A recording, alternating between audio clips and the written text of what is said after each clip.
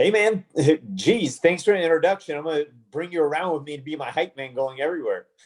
Happy to do it. You and I have conversations about the coaching industry and about the things that you do, the things that I do, and how there's these younger people all over the interwebs, selling all kinds of snake oil and quick, get rich quick scheme, get fixed quick schemes, and as you say, get fit and healthy too quick. And they know just enough to be dangerous, but not enough to help us sustain. So that's your mission in life, right? Well, ultimately, it was one thing being a trainer in my 20s and 30s, right? Like, I mean, you know what it's like. You shake off an injury in a couple of days and you're right back at it. Or you can get away with all of the I guess weekend endeavors. You're on it during the week. You get away with murder during the weekend, pun intended. And you establish a lot of these lifestyle habits, but you then also, at least in my case, I was in there helping out 40 and 50 something, even in my 20s and 30s, without perspective, helping them get their goals. But it's come full circle where now I'm actually having to apply it into my life because circumstances have changed. And in all honesty, the program's gotten even better since I'm actually representative of the people that I really focus on. So yeah, man, it's one thing to say, it's another thing to do and be.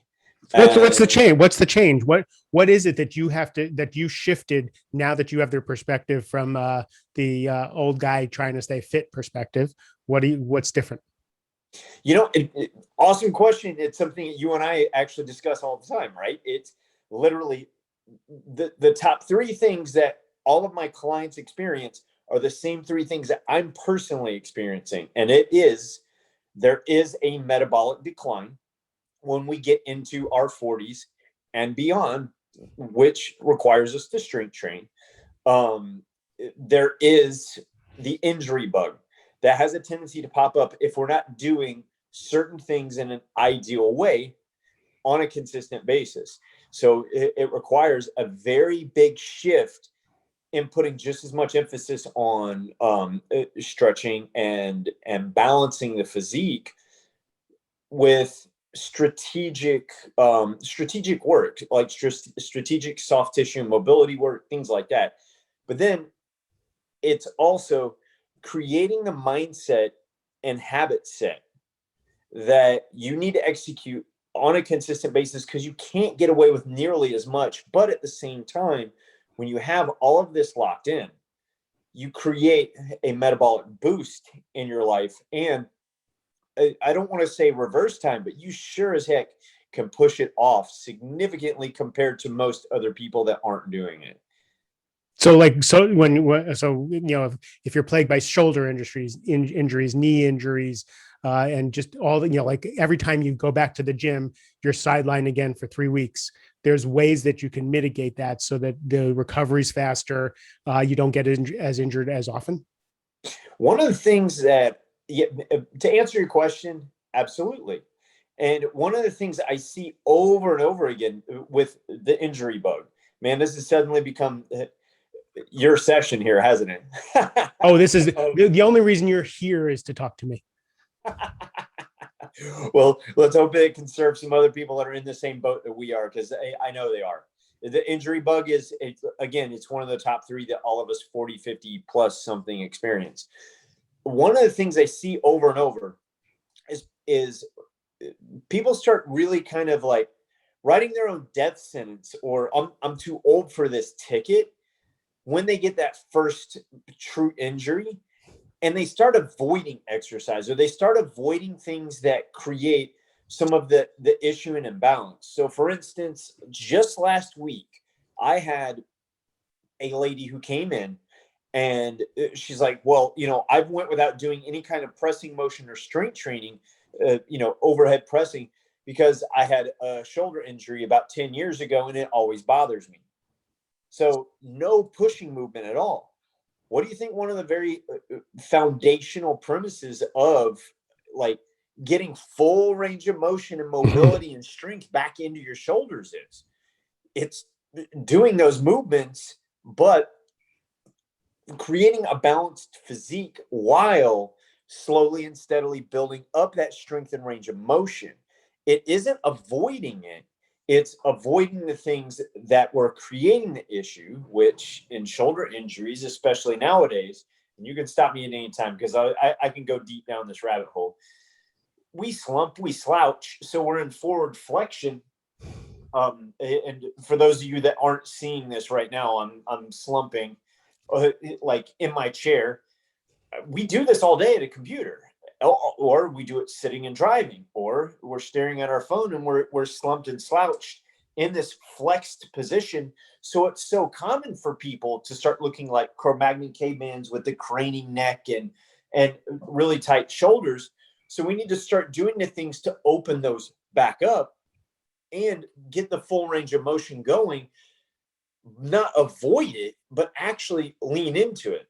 I'm not saying go and try straightening yourself out by being a crazy person doing ridiculous lifts over your head. I'm saying be smart about it and take a strategic approach, but address it.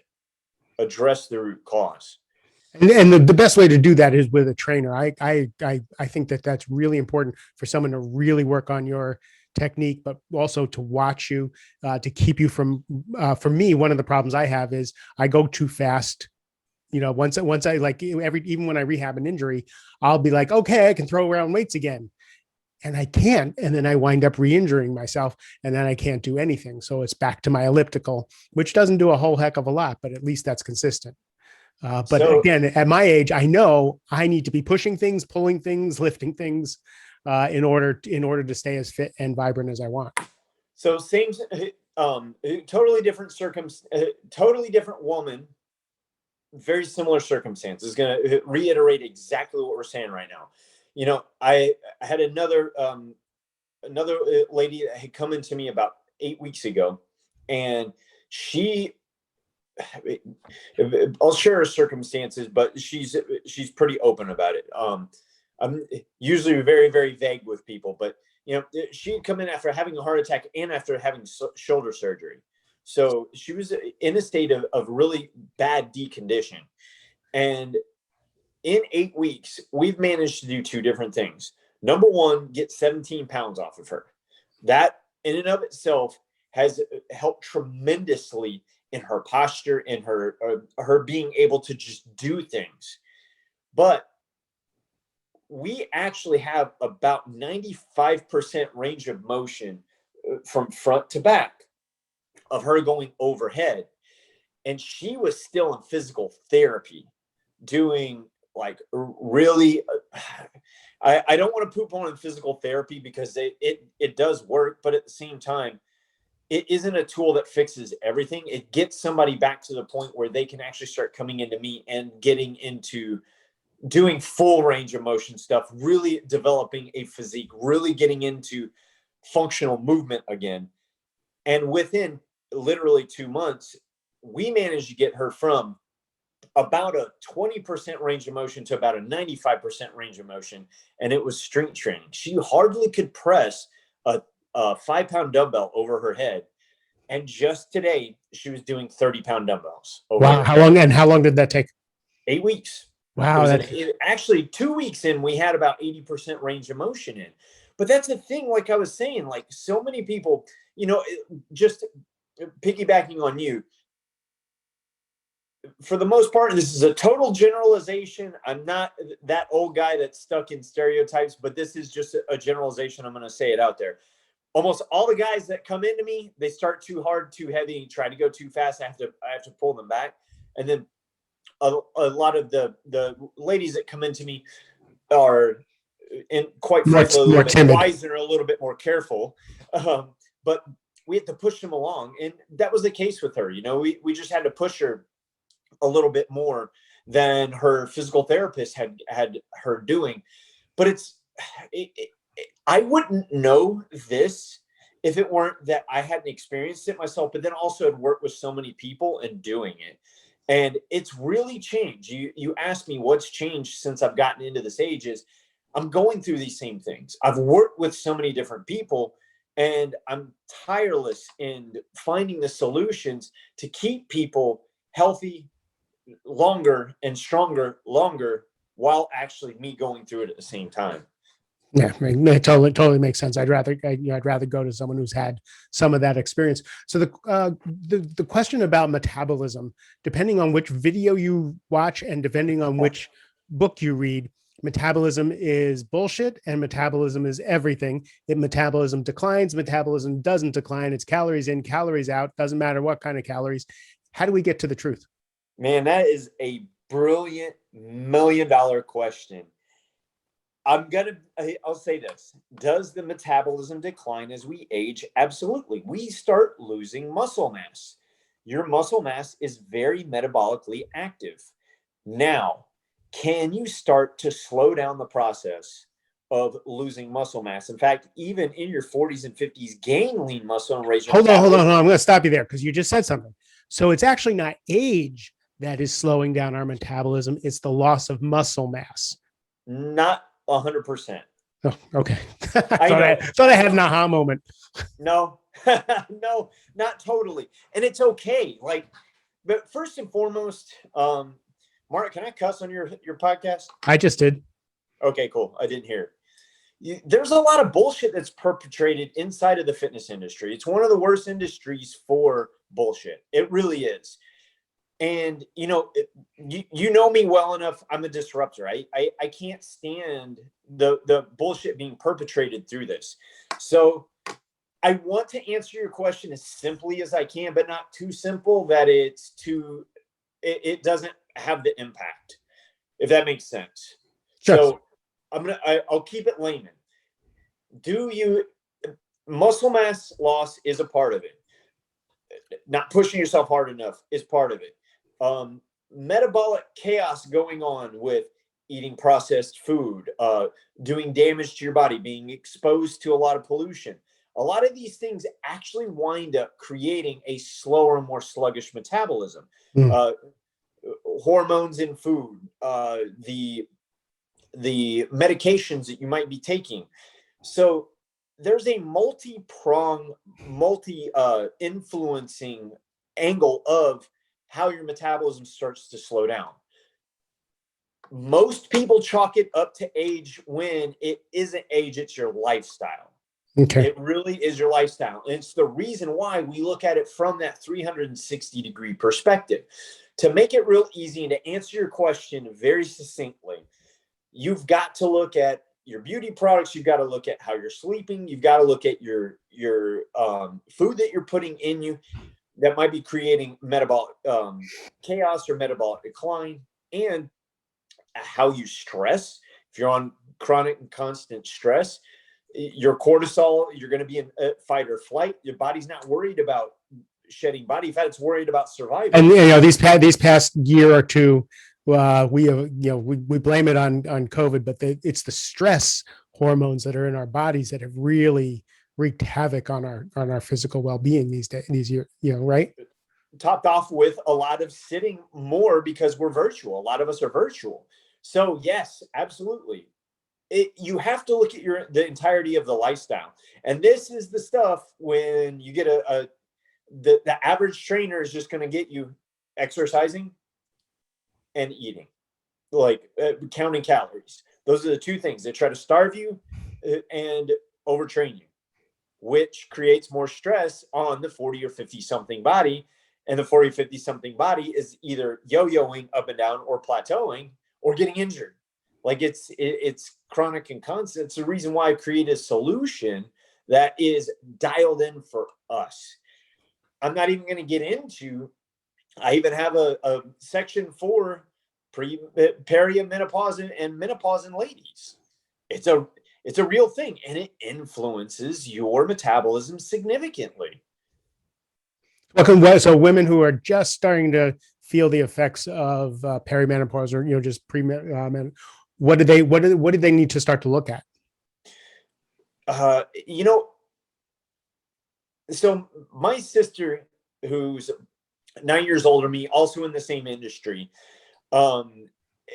I'm 45, it makes her 54. So she's the one that I really lean into for creating a lot of these things, because what we wound up working on together was a program that actually connected to getting your hormones regulated through ideal lifestyle, through ideal cutting back on medications if we have the capacity to be able to do it. When you say lifestyle, I need you to get specific, right? Because I want everybody to call you and your sister, but I want people to get some information here. So for women, what do they, like tomorrow they listen to this podcast and tomorrow they wake up, just what's a couple of things that they should start to change? What's exacerbating some of their challenges that are low hanging fruit? The number one thing I see is getting your nutrition under control. Like it's literally unprocessing your diet, because there's so many factors that come in with hormones in food, with getting a lot of fried food, a lot of things that have trans fats that create this metabolic chaos. It's kind of a catch-all term for a lot of the processes that make your body, a lady's body in pre or even during menopause, makes those symptoms 3-4 times worse than they really need to be. Like unprocessing your diet and eating. When you say unprocessing your diet, you mean taking processed food out of your diet? Eating whole food. Absolutely. Eating real food. If it comes in a box or a bag, or if your great grandmother didn't eat it, then like you should probably stay away from it. If you flip over the box and it says chicken, you have a real food. If there's no ingredients inside of it that you can't pronounce, guess what? If you can't pronounce that ingredient, the body probably it's wreaking havoc on your hormones. the body can't pronounce it either. The body goes, I don't know what to do with this. Hey, you know what? I'm going to get backed up. Your symptomology is going to pop up everywhere. I'm going to protect you from what you're doing to me. And that's what, like, we really get that's one thing. You wanted a couple. Number one is to unprocess the food. Second thing is get it a minimum of 7 to 8 hours of sleep. The miracle that the body can do when it's ideally rested, especially for the pre and during menopause woman, is magic. It's absolute magic. It is the most metabolic, one of the most mind clearing, stress reducing, metabolism lifting activities you can possibly ever do. And so many people really overlook it. In fact, it was something that I overlooked. It's something that my sister overlooked, where that typical hard charging type A, I'll sleep when I'm dead type people. Oh, great. So I have a question. I go to bed at 10 o'clock every night, 10:15 latest. I am in bed. I make my room nice and cold. I meditate. I eat right. I exercise. And I'm still up at 2 o'clock in the morning. Even if my mind isn't racing, I'm just up. I have never been able to sleep, except when I used to drink heavily. So I have never been able. So I have interrupted sleep for the last 30 years. Did you ever use anything like sleep aids to keep you asleep? Right now I've been using some CBD oil. Okay. And that's actually, I wake up and I go back to sleep with the CBD oil. But like I said, I do everything. I turn off the electronics. I do everything in every book I've ever read about sleep, and I still have interrupted sleep. What are the things that you suggest to your people to help them get better night's sleep? Actually, I hope everybody wrote down exactly what you just said, because that's our protocol. Blacked out windows, like covers on your ears, covers over your eyes, meaning like a sleep mask and earplugs, cutting out caffeine 12 hours before bed. You guys heard me, right? No, actually, I'm sorry, at noon, cutting out caffeine by noon, not having any after that. The half-life of caffeine is about 3 to 4 hours. So yeah, that means you still have half that caffeine running through you 4 hours later. Um, that by that time it'll all clear out. Cutting out screen time 2 hours before bed, stopping eating 3 hours before bed, uh, that full hour before bed, meditating, nice lavender or essential oils bath, meditation, brain dumping, agreeing to yourself that once you've brain dumped everything on that paper, that it's Yeah, that's gone. And helpful. yeah, that in and of itself really has helped a lot of people with those racing minds. Um, the other thing is too, Mark, if you've practiced getting up at 2 o'clock for forever, you've got the habit ingrained. Good catch. And There was a while. There was a while. Like I've surrendered to it. I'm up, right? But there was a while where I was getting up at 2 o'clock in the morning, and if I had a riveting TV show that I watched at 2 o'clock in the morning, I'd wake up. I'm like, oh, I can't sleep. Oh, I get to watch this TV show. So I totally trained myself to wake up at 2 o'clock in the morning. So I but stopped doing that, so that when I wake up, I actually do the journaling. I journal. I figure someone told me that if God wakes you up between 2 and 5, if you wake up between 2 and 5, it's God talking to you. So get up and listen. So I get up and I journal and I meditate and I do those things in the middle of the night. I've still surrendered to it. I've stopped, cursing myself out for it and just decided to do that. And then I fall back to sleep much better. But it's that interruption because I know that, your body's healing itself in the middle of the night. so do you feel are you actively, man, you remind me, I'm gonna tell a story real quick. You remind me of a guy that I had, entrepreneur, one of those guys, he, again, I'll sleep when I'm dead, got into his 50s. He would function off of cat naps. So he would do 3 hours here.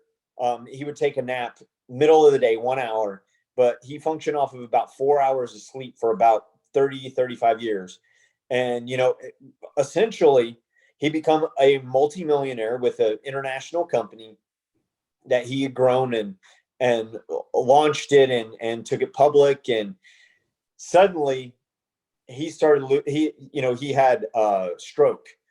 And, the doctors are like, well, what's going on with you? And they tried prescribing him a bunch of drugs and getting him on, weight loss, doctor supervised weight loss program. He was using HCG and having 500 calories daily. He felt horrible.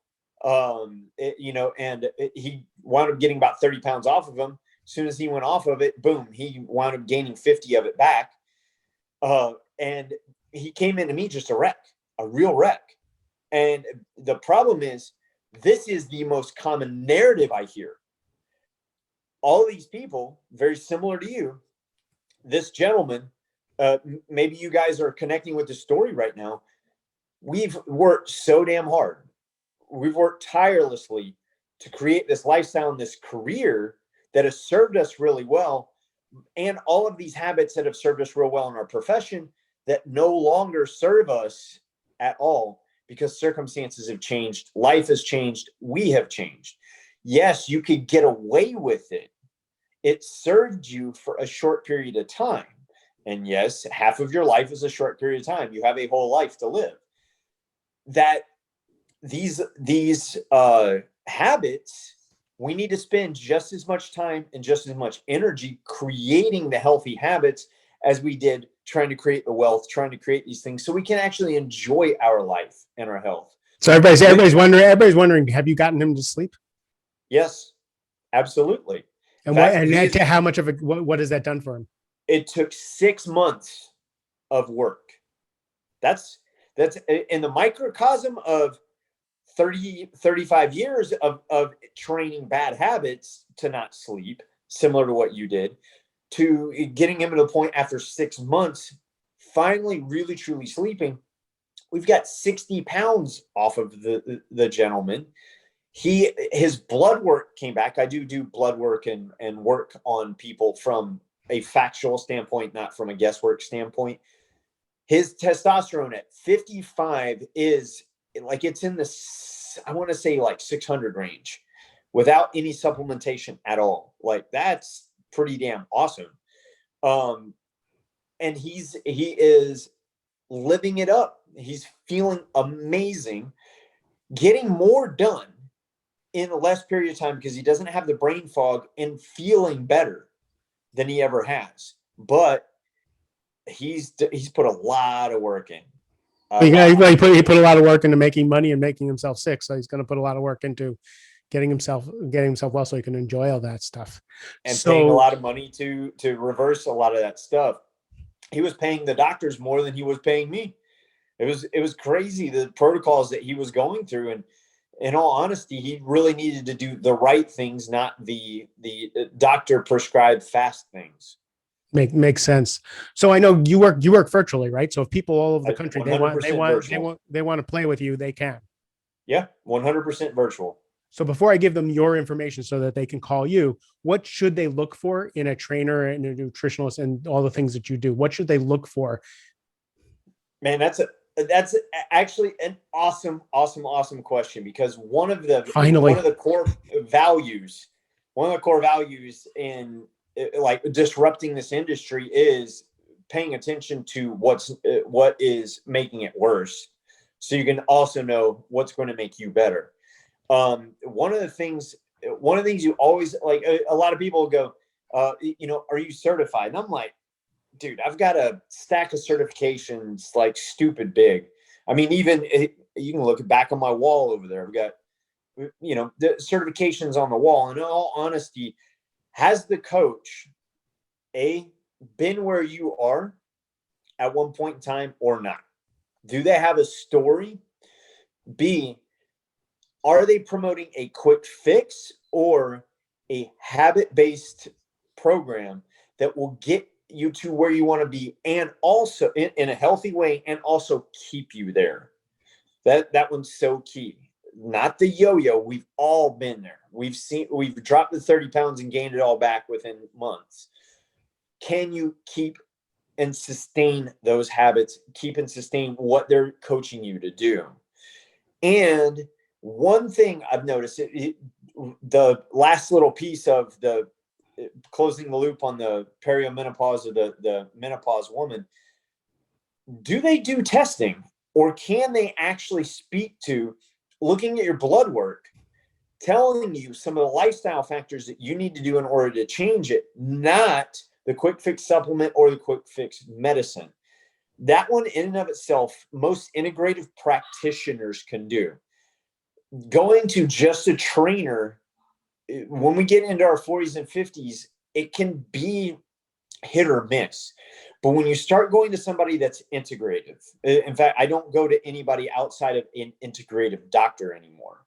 And I have to cash pay it, but it's well worth the payment.